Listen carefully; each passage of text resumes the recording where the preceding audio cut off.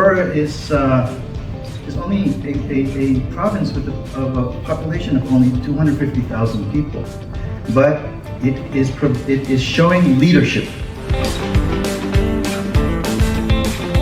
And this is really not merely building a port, as Mr. Lee from Yooshin pointed out.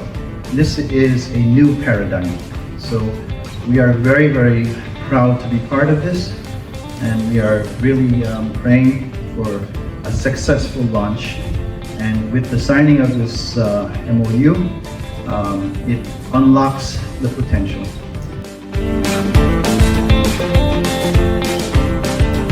That's why when we were pitching the idea of developing a port on the eastern side of the Philippines, most would give us a skeptical look.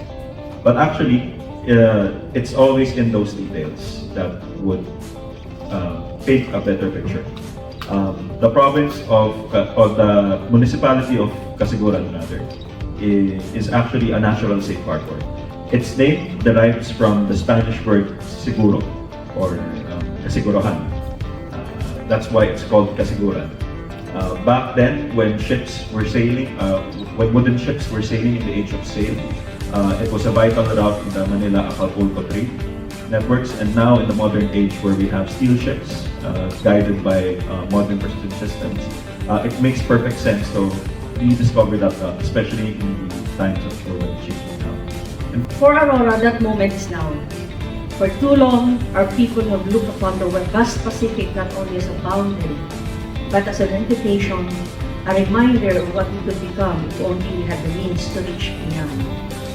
Today, as we stand before the same horizon, we do so with renewed faith that the future we have imagined, a future of trade, of opportunity, of open ports, and a thriving communities is finally within our grasp.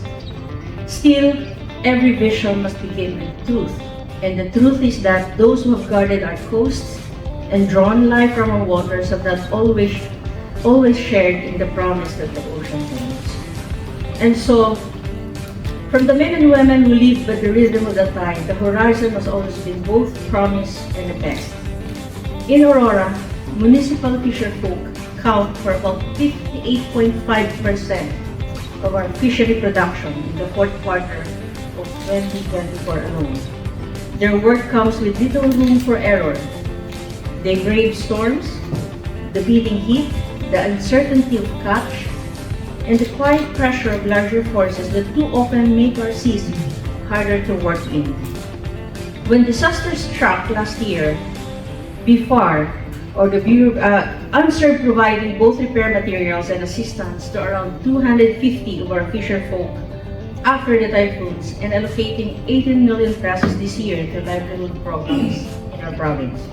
But while these interventions matter, what our fishermen need most is not just aid for a single season, but the durable harbor, safe landing facilities, and a reliable access to markets infrastructure that will restore their safety, their earning power, and above all, their dignity.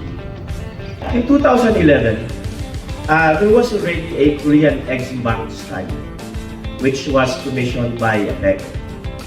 Well, basically to design a port facility, but unfortunately did not push through into project implementation, caused by both the logistical challenges at the time when Casiguran was days away from Manila. Traditionally, global maritime traffic has been concentrated in the West Philippine Sea. But rising congestion, geopolitical risk, and the need for diversified supply chains are driving attention to the eastern seaboard. In fact, as early as 2012 or 2010, there was already a study conducted by the Asian Institute of Management, which says that it's about time that a seaport be constructed and built in the eastern seaboard, because all seaports are concentrated in the western part of the zone. This port development will not only enhance trade efficiency, but also bring economic activity closer to our communities, empowering farmers, fisherfolk, and small enterprises to reach wider markets. We look forward to deepening our partnership, sir, and look forward that this first step with Yooshin and Lordsbridge will open us as the gateway, according to APECO, to the Pacific. But according to the countries facing the Pacific, gateway of the Pacific.